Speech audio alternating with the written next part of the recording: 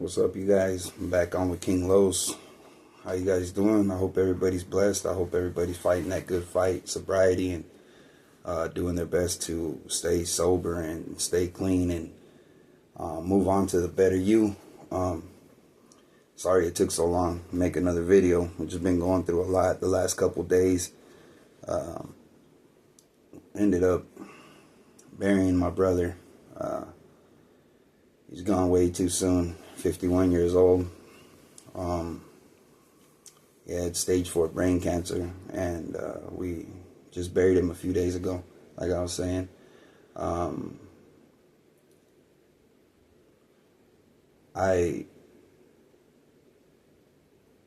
This is the third brother that I've lost already. And we had hope that, that he was going to hang on and there was just going to be a miracle work, but God needed him home for whatever reason, and it's not for me to question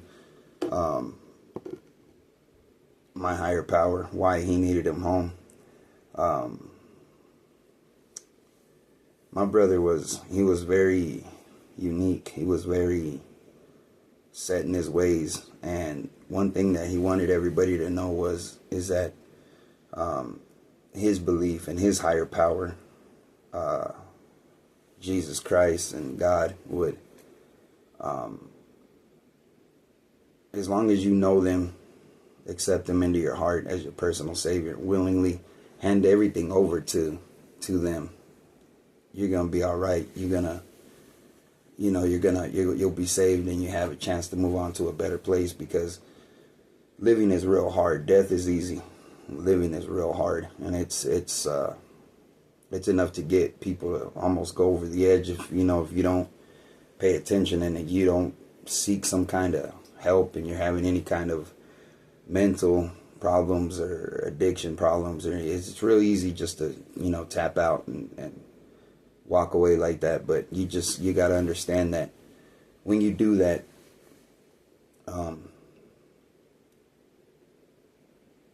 you're setting an example for people, regardless if you think so or not.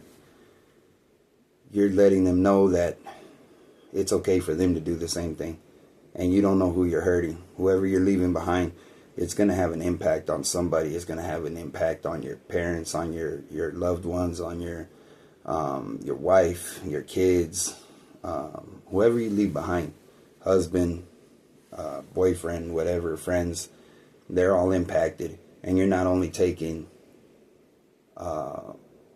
yourself away from just your family, you're taking yourself away from all the people that I just mentioned. And it's really hard. I understand that people, not everybody's the same. I preach that all the time, our hearts, our minds are not built the same. Some of us can't withstand things that others can, and sometimes it's due to mental instability, and it's due to things that are just sometimes maybe you're just under the influence, and you think, oh, I'm going to take one more, or I'm going to drink one more, not knowing that that's the one that's going to put your lights out. So again, just do the best you can to stay in recovery and to work towards recovery, because no matter what you think, somebody out there going to be hurt that you're gone. And like I said before, I've thought about it myself. I've tried it myself, and I understand that I was wrong for doing it, because obviously God had another deeper purpose for me. And I'm not saying to come to Jesus or to live your life that way is going to be easy. And I'm not saying that you have to be perfect, because Lord knows that I'm not perfect. Lord knows that I have so many things in my life that I just, if I sit there and dwell about it, and I go to the past and I sit there and think, oh, I did this wrong and I did that wrong, it's going to eat at you. And, that's why they tell you just not to look back, to keep moving forward. Whenever things like that happen, it could be relationships, it could be family relationships, it could be friendships, it could be, you just never know. there's a lot of things that can really push people to the edge. But all I want everybody to know is that no matter what happens, you're stronger than what your demons and your addiction and your vice is, you know. I always thought that I couldn't live without drugs. I always thought that it was impossible. I thought that, you know, there was just no other way to live because of all of the things that I'd been through in my life. Until I got older, I realized, because my brother was very strict, and he was very just blunt with, you know, the way that he was, and he was raised a certain way too. As much as I went through, I'm sure that he went through more.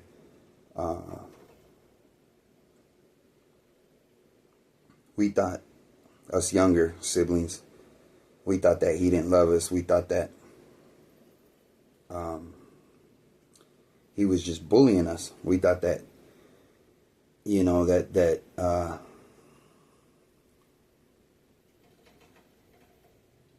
he was being mean to us because of the way that he acted towards us. You know, we gave him a hard time too, you know, being younger siblings and younger brothers and a sister and everything. And he never really messed with my sister. You know, my sister is spoiled. But we thought that he didn't love us and that he was just always being hard on us because that's the way he was, and what he was doing this whole time. And it took till, you know, just a week ago, till I was today years old, like they say, to know and understand that he was getting us ready for a life that's not all rainbows, butterflies, and bunny rabbits, and candy, and, you know, all this other stuff. And this life can be really hard on people, as we can all see, as we all know. There's people on the streets, like I've told you guys before, that were doctors and lawyers and CNAs and people that ran businesses and people that came from wealth, and you never know what spiraled somebody into addiction. That's why, you know, I see these people on TikTok and on, you know, making these videos and stuff, and they're like, oh, where are all the bums at? Where are all the bums at? Making fun of these homeless people. You never know what spiraled that person into being the way that they are now. I've spoken to people that are very, very, very highly educated, and they're on the streets because they lost a parent and they took it a whole different way. They lost a brother. They lost, you know, some of them have lost their kids. This one guy, his daughter, his little 2-year-old daughter, man, he came home and they had just taken her mom had just taken her eyes off of her for two seconds. And they found her face down in the pool.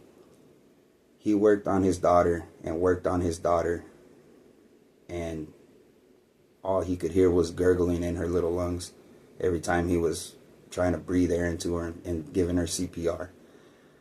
That man was a very, very wealthy man. He still had pictures and everything of his family whenever he was out there on the streets with us, and very educated. Very well off, and his loss of his little girl just spiraled him into just an unhinged, unending drug addiction, alcoholic rage that just went on and on and on and on and on. And his daughter died a long time ago. So when you call these people bums, and you call them whatever, you know, you don't even know who you're talking to. You don't even know what they went through. You don't know how hard it was for that person. And everybody's like, you know, this and that or whatever, and they want to say all kinds of crazy stuff. But I'm sure that there's a lot of fathers out there, mothers out there, that you love your kids dearly. Dearly, dearly. And they're grown now, or they're not, regardless. Just imagine if you lost that baby, or if you lost your child. What would it do to you? Would you like people driving by if you were on the streets homeless because you're such an addict and you're in such a bad depression over what you've seen and what you went through? Would you want people driving by or making videos of you and saying, look at that bum? He just doesn't want to work. It's not like that. Depression hits different people different ways. I'm just saying, you know what I mean? Be mindful of what you say to people, because you might end up in their shoes, regardless of what anybody thinks. Oh, I'll never do this and I'll never do that. And you don't know. You don't know anything. Nobody knows what's going to happen tomorrow. Nobody knows what's going to happen next year. Nobody knows anything. You know, and anybody that thinks that they do, you're a fool. Straight up, you're a fool, because nobody knows anything. God knows everything. That's the only being, the only person, the only anything that knows anything about what's going to happen in the next few years. We might not even be here. And all this hate and racism and all this, you know what I mean, that's going on right now. Making fun of people, just, you know, trying to do something, making fun of people that have lost everything and that are on the streets and all that. Dude, why all the hate? Like, why all the negativity? Why all the evil shit that's going on with Epstein and all that? That's, you know, that's crazy, man. All this stuff that's going on. In 100 years, dude, we're all going to be dead. Regardless of what anybody thinks, we're all going to be gone. We're going to be dead. Ain't nobody on this earth right now, even if they were barely born, that's going to last over 100 years on this earth. We're all going to be gone. So why hate? Why not come together? Why not come together and try to do something? Why not come together and try to fight all this evil, this demonic shit that's going on? Why not try to do that? You know what I mean? Instead of sitting there making fun of people and doing all this evil shit that's going. This world is ugly right now. It's ugly, and you can feel the spiritual battle going on. If you're not mindful and you're not careful, people that are very easily entertained and very easily influenced, you're gonna fall into all that. You're gonna fly right into it. You're gonna, like a bird that doesn't see a window, just pop. You know what I mean? You're gonna hit it, and by the time you know it, it's too late. You're too deep. Whatever. You know what I mean? Instead of doing all that, why don't you just stand up for your community? Stand up for what you believe and be a pillar in this community, and do everything that you want other people to do. How you want to influence people in the right way. You want to influence people by doing something positive. You know what I mean? Like I've said this before, and I'm not calling myself one. You know what I mean? But real OGs, man, we don't lead these youngsters into prison.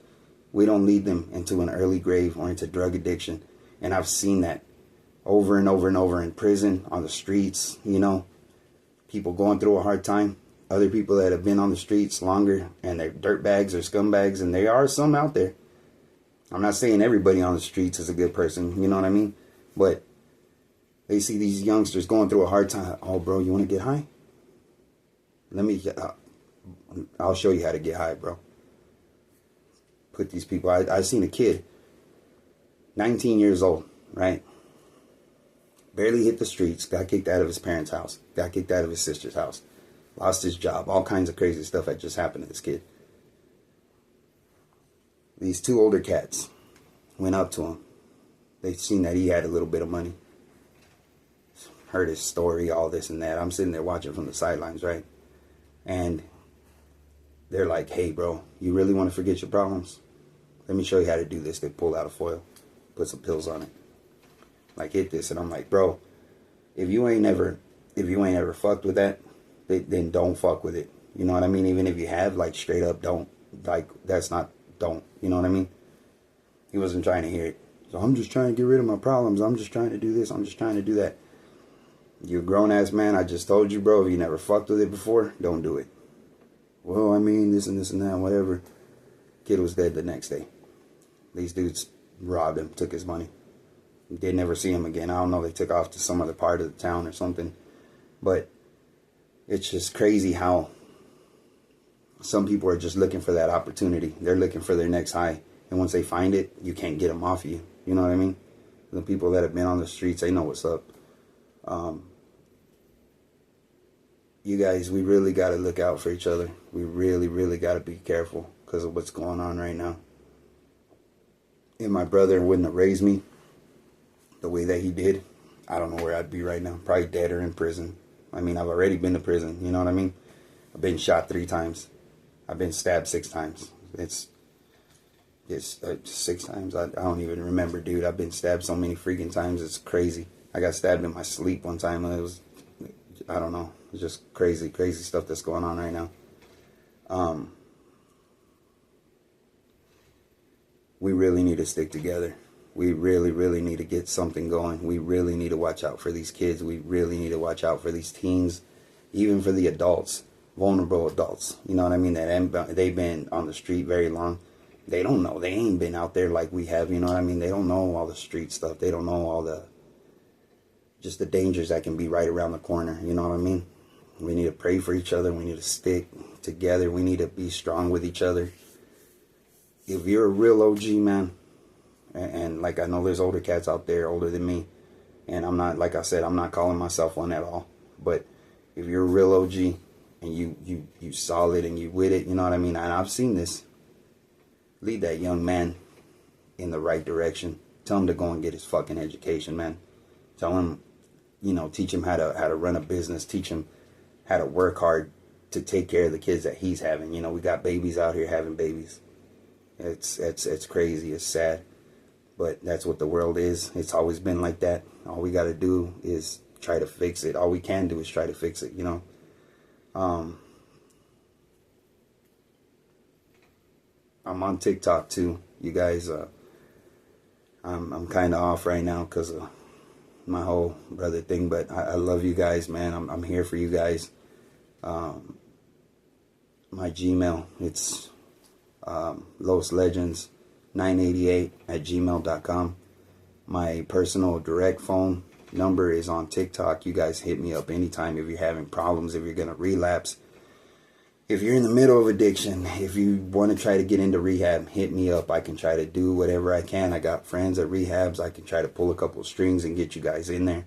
All you got to do is want to do it, and it's only 30 days, man, and then you move to IOP or you go home. You know what I mean? And think about it, all the years that we've been on the streets, all the years that we've been using, all the years that we've been drinking, versus 30 days. And you can go there and you can get clothes, you can eat like food is crazy. The food is like, oh man, you eat 3 times a day. You get a warm bed, you get a shower, you get some education up under your belt.